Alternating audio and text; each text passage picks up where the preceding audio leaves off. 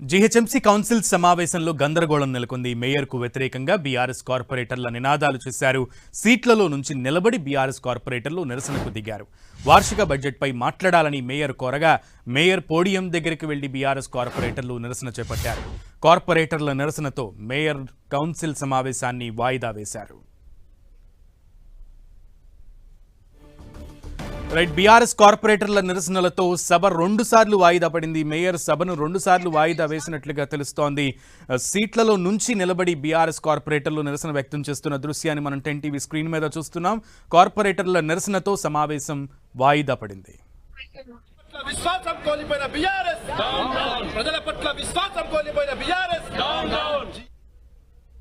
House is adjourned for 5 minutes.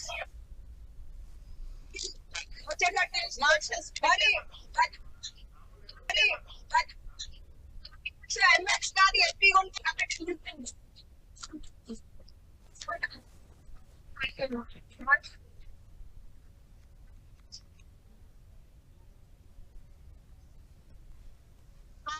అనుకున్నట్లుగానే ముందు నుంచి BRS నిరసన బాట పట్టినట్లుగానే తెలుస్తోంది. ప్లకార్డులు పట్టుకుని నిరసన వ్యక్తం చేశారు. సీట్లలో కూర్చోకుండా నుంచుని నిరసన వ్యక్తం చేయడంతో సభ 2 సార్లు వాయిదా పడినట్లుగా తెలుస్తోంది. లేటెస్ట్ అప్డేట్స్ ని మా ప్రతినిధి రాముడు అందిస్తారు. రాముడు.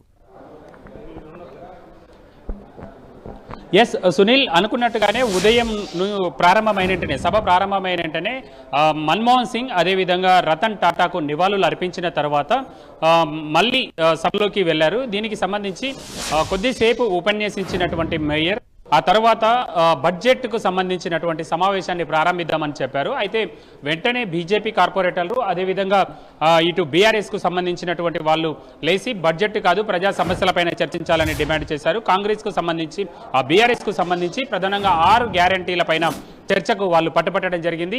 అదేవిధంగా బీజేపీ ప్రజా సమస్యలు అంటూ లేవడంతో మధ్యలో ఉండేటువంటి కాంగ్రెస్ సపోర్టర్గా ఉండేటువంటి వాళ్ళు కానీ బీఆర్ఎస్ నుంచి బీజేపీ నుంచి కాంగ్రెస్లో చేరినటువంటి కార్పొరేటర్లు ఒక్కసారిగా వాళ్ళు బడ్జెట్ పైన పట్టుబట్టాలంటూ విమర్శలు చేయడం జరిగింది. దాంతో బీఆర్ఎస్ కార్పొరేటర్లు లేచి ప్లకార్డులు ప్రదర్శిస్తూ 6 గ్యారంటీలను అమలు చేయాలంటూ వాళ్ళు నిల్చోవడం జరిగింది. వాళ్లకు వ్యతిరేకంగా కాంగ్రెస్ సపోర్టెడ్ కార్పొరేటర్లు తెలియజేశారు. ఇద్దరు కూడా మేయర్ వద్దకు దూసుకెళ్లడం జరిగింది. అయితే ఒకరినొకరు తోసుకున్నారు. తర్వాత బీఆర్ఎస్ కార్పొరేటర్లు ప్రదర్శించినటువంటి ప్లకార్డులను వాళ్ళు చింపివేయడం జరిగింది. ఆ తర్వాత మనం చూస్తే ఒక్కసారిగా మేయర్ మార్షల్స్ ను లోపలికి పిలిపించారు. వాళ్ళని బయటికి తీసుకెళ్ళండి అంటూ కూడా ఆగ్రహం వ్యక్తం చేశారు. ఆ తర్వాత కొద్దిసేపటికి సభను వాయిదా వేశారు. 5 నిమిషాల సేపు సభను వాయిదా వేయడం జరిగింది. మళ్ళీ 5 నిమిషాల తర్వాత లోపలికి వచ్చినటువంటి మేయర్ మరొకసారి సభను గాడిలో పెట్టేటువంటి ప్రయత్నం చేశారు. కానీ ఆ విధమైనటువంటి పరిస్థితులు నెలకొనలేదు. మనం చూస్తున్నాం సభలోంచి ఎమ్మెల్యే దానం నాగేందర్ వస్తున్నారు. సార్, ఏంటి సభలో ఏం జరిగింది? ఇంకా బడ్జెట్ అప్రూవ్ అయింది కదా, మేము చూడలేదు, అదే చూస్తాను. మళ్ళీ ఎంపీ అనిల్ కుమార్ యాదవ్ ఉన్నారు. ఏంటి సార్ గందరగోళానికి ప్రధాన కారణం ఏమని భావిస్తున్నారు? ఏం లేదు, అంత మంచిగా జరిగింది. బడ్జెట్ పాస్ అయిపోయింది. బడ్జెట్ ప్రవేశపెట్టాం, బడ్జెట్ పాస్ చేసేసారు. కావాలని టీఆర్ఎస్ వాళ్ళు కావాలని ఇబ్బంది పెట్టడానికి ప్రయత్నం చేస్తారు. వాళ్ళు డెవలప్మెంట్కి వ్యతిరేకంగా ప్రయత్నం చేయడానికి చూస్తున్నారు.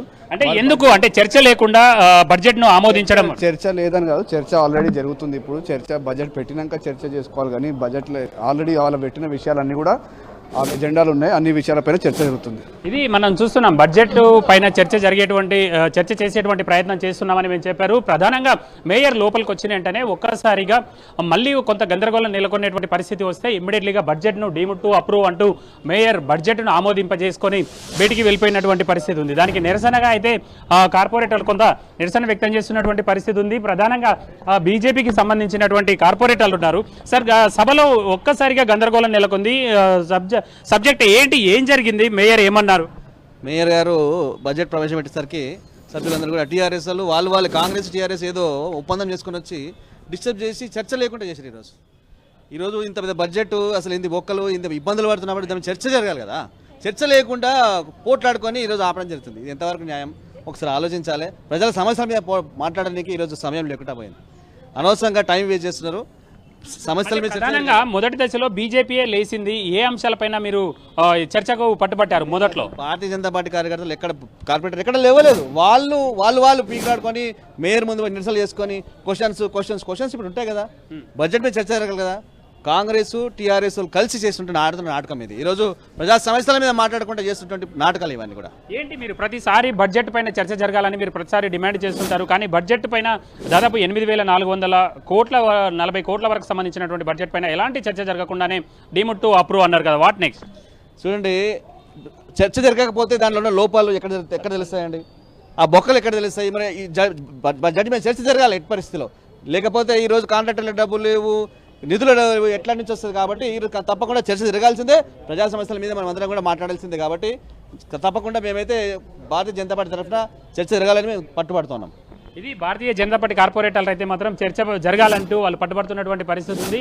ప్రధానంగా కార్పొరేటర్లు కొద్దిసేపటి క్రితం వాళ్ళందరూ కూడా బయటికి వచ్చారు. మరొకసారి సమావేశాన్ని ఏర్పాటు చేయడానికి మేయర్ గద్వాల్ విజయలక్ష్మి మరొకసారి ప్రయత్నం చేస్తున్నటువంటి పరిస్థితి ఉంది. ప్రధానంగా హైదరాబాద్ నగరంలో ఎక్కువగా బడ్జెట్కు సంబంధించినటువంటి అంశానికి సంబంధించి చర్చ జరుగుతుందని భావించారు. అందరు కార్పొరేటర్లు కూడా ఈ అంశంపైన చర్చ కోసం ప్లాన్ చేసుకొని వచ్చారు. ఎవరెవరు ఏ ఏ అంశాల్లో ఏ విధంగా ముందుకెళ్ళాలి అనేటువంటి అంశాలపైన ప్రత్యేకంగా వాళ్ళు చర్చించుకొని ఏ ఏ అంశాలపైన ప్రభుత్వం నుంచి రావాల్సినటువంటి నిధులు కానీ అదేవిధంగా వాటి అంశాలపైన చర్చించాల్సి ఉంది. బీజేపీ కార్పొరేటర్స్ ఎవరున్నారు, ఏంటి బడ్జెట్ పైన చర్చ జరగకుండానే ఒక్కసారిగా వాయిదా వేయడం పైన ఏంటి మీరు ఏమనుకుంటున్నారు? ఆల్రెడీ పొద్దున మీకు వీడియో రిలీజ్ చేసినాం, ఇదే జరుగుతుందని చెప్పినాం.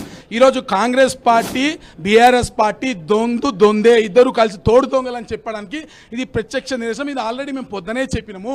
ఈరోజు రాష్ట్ర ప్రభుత్వము లాస్ట్ బడ్జెట్లో ఇస్తున్నటువంటి 1,200 కోట్ల రూపాయలు ఇచ్చింది బొక్క కాబట్టి, సున్నా కాబట్టి, స్టేట్ ఫైనాన్స్ కమిషన్ గ్రాంట్స్లో ఇచ్చింది సున్నా కాబట్టి, రాష్ట్ర ప్రభుత్వము ప్రాపర్టీ ట్యాక్స్ రూపాయన ఇవ్వాల్సినటువంటి ప్రభుత్వ బిల్డింగ్లకు ఇవ్వాల్సిన ఇచ్చిన డబ్బు సున్నా కాబట్టి, మోటార్ వెహికల్ ట్యాక్స్ సున్నా కాబట్టి, ప్రాపర్టీ ట్యాక్స్ లేదు కాబట్టి, stamp paper stand to be పేరుతో 3,000 కోట్ల రూపాయలు ఇస్తాను. రే మన తెలుగులో అహలపల్లి అంటే సినిమా ఉంటుంది, సుత్తి వీరభద్రరావుకి కోడి కట్టి తినంటారు. ఇది కోడి కట్టిన రూపంలో పీడీ అకౌంట్లు వేసి డబ్బులు ఉన్నాయని చూపించారు తప్ప ఇక్కడ లెక్క చూపించలేదు.